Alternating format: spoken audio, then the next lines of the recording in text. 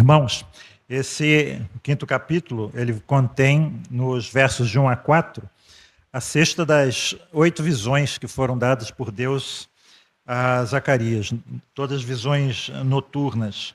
E nessa visão em particular, dos versos de 1 a 4, Zacarias vai retornar ao tema que ele tinha tocado no capítulo 3, no verso 9, qual seja a remoção do pecado da terra de Israel, como uma condição necessária para a vinda do Messias.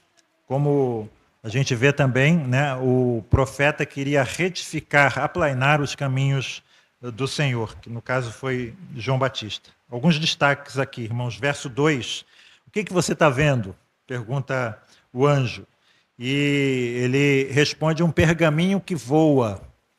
E essas medidas aqui, 20 côvados por 10 côvados, 9 metros por 4,5 metros. Então, um pergaminho imenso, né? E esse pergaminho, ele representa aí a maldição que sai pela face de toda a terra.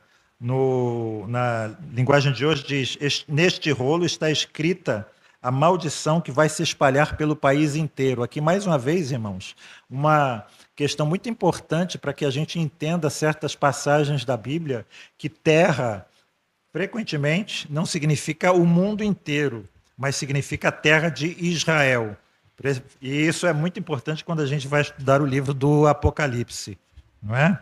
Então, muitas referências à terra ali no Apocalipse, não é a terra inteira, mas é a terra de Israel. Então, esse rolo, irmãos, é um rolo voador, escrita aí uma maldição de Jeová que é aplicável a todos os notórios pecadores da terra de Israel. E ele diz aí: aqueles que furtassem seriam desarraigados e também aqueles que jurassem em falso. Então, são referência aqui a 2 dos 10 mandamentos. Essa referência a 2 dos 10 mandamentos é uma referência que é usada aqui como uma lembrança de todo o decálogo. Então, ele abrange aqui toda a conduta moral, né? Ou seja, todas as transgressões aplicáveis a esse leque, como a gente sabe, né? Como a gente conhece quando estuda os 10 mandamentos, a abrangência de toda a conduta moral resumida nos 10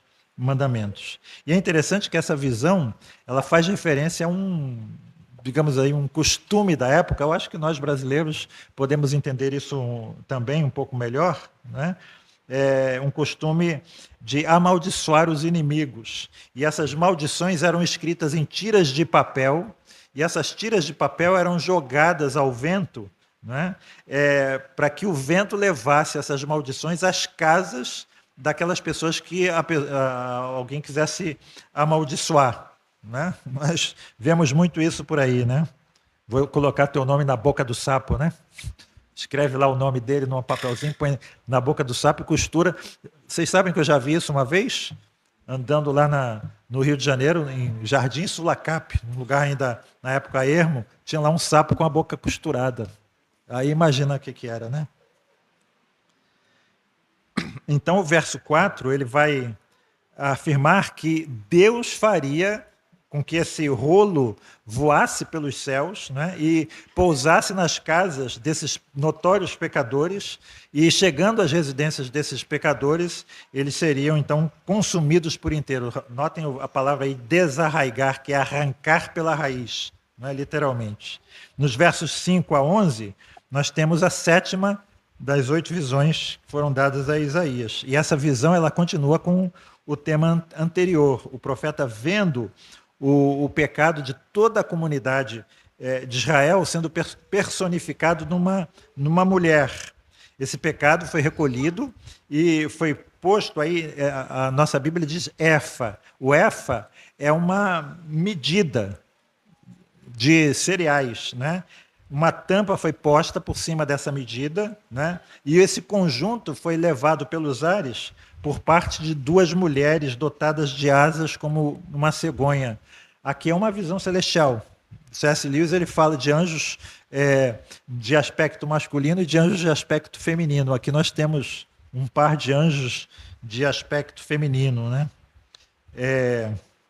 Uma pesada tampa é colocada sobre esse efa, né, esse conjunto levado pelos ares até a terra de Sinar, que é a Babilônia, né?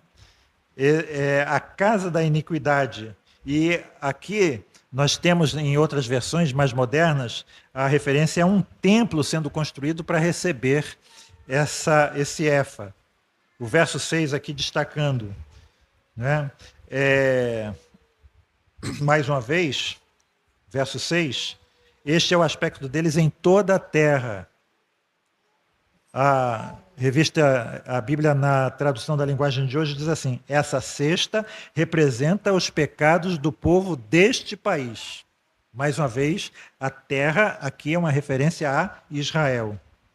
O efa, irmãos, ele tinha uma variação grande entre 19 litros no mínimo e 38 litros no máximo. Então ele continha entre 19 e 38 litros. Na realidade, seria uma cesta padrão para medir, né, os cereais, mas reparem que essa cesta ela seria muito pequena para conter o corpo de uma mulher.